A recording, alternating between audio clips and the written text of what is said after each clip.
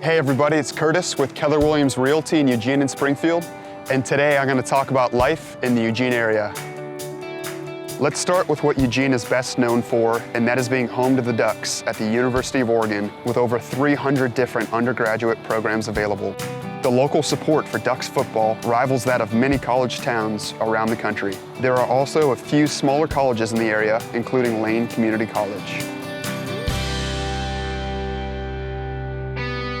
If you're looking for a great cup of coffee, Eugene has numerous local coffee shops that won't disappoint.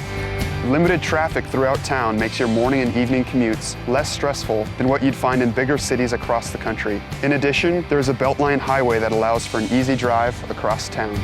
There are fantastic parks and trails in the Eugene area for the outdoor seeker. Mount Pisgah is one of the most popular, with miles and miles of different trails and routes, and a beautiful arboretum that is great for kids. In addition, only a short drive to the east will put you in the Willamette National Forest, with endless recreational opportunities to include backpacking, snowboarding, and mountain biking.